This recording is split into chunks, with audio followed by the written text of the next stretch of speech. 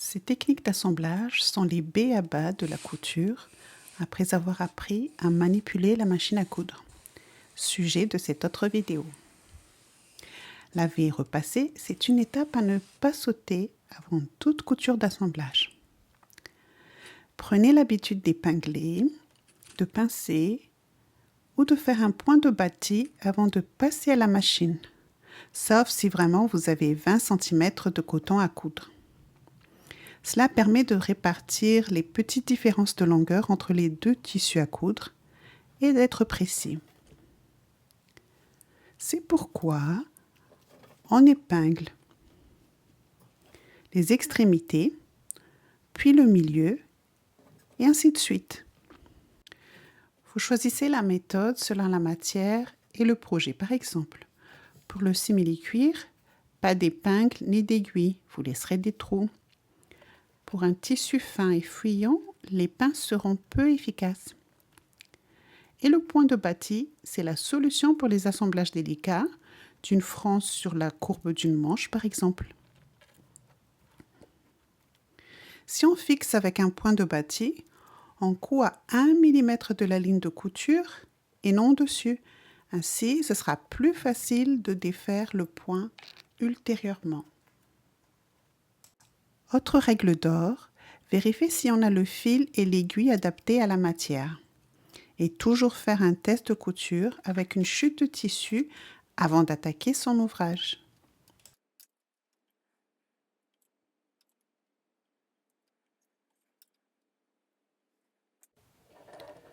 Trois points avant, puis 3 points arrière. Et c'est parti.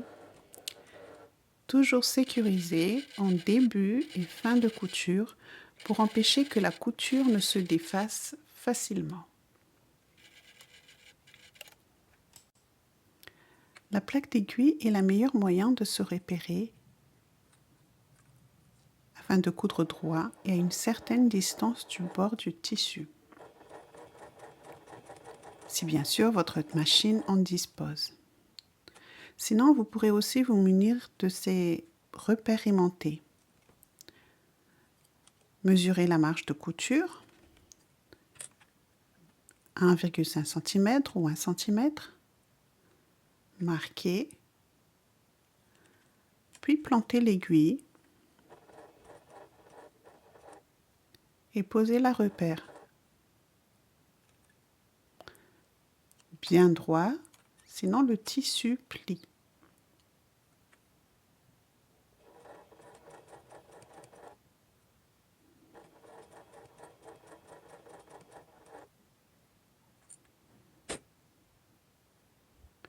Vous pourrez également utiliser ces guides en carton à confectionner soi-même.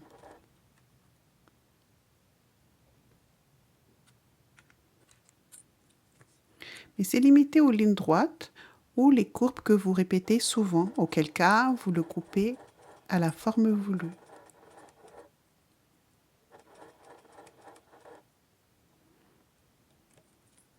Moi personnellement, j'aime et je suis habituée au repère de la plaque. Un petit point arrière pour sécuriser. Et voilà. Admirez le travail. Vous pouvez couper les fils à ras maintenant que les coutures sont sécurisées. Certains couturiers les font tout à la fin de l'ouvrage, mais moi je préfère après chaque couture. Le passer. Selon les indications de montage, vous aurez à ouvrir ou coucher votre couture. Faites-le aidé de votre fer à repasser. Parfois, après avoir couché la couture, vous aurez à le retourner et à aligner ou à décaler les bords.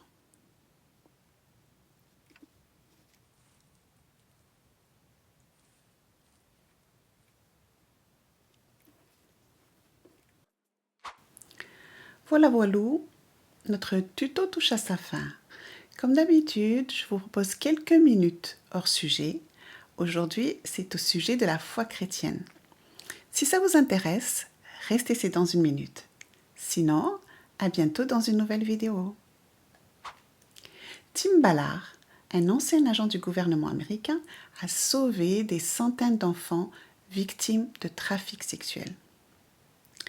Il l'a fait au péril de sa vie et au détriment de sa carrière. Son histoire a fait l'objet d'un film, Écho de la liberté ou Sound of Freedom. Une question m'est venue à l'esprit. Que sont devenus ces enfants? Sont-ils conscients de ce à quoi ils ont échappé? Et ont-ils saisi cette deuxième chance qui leur ont été offerte? Sont-ils restés misérables s'accrochant aux souvenirs de ce qu'on leur a fait? Ou sont-ils devenus exactement ce que le diable a essayé de leur voler? Et nous croyantes, Jésus nous a sauvés, non pas au péril, mais au prix de sa vie. Que faisons-nous de notre vie? Avons-nous une vie faisant honneur à son sacrifice, poursuivant la destinée qu'il a pour nous et remplissant le rôle qu'il nous a confié ici-bas? Je vous laisse méditer là-dessus et je vous dis au revoir.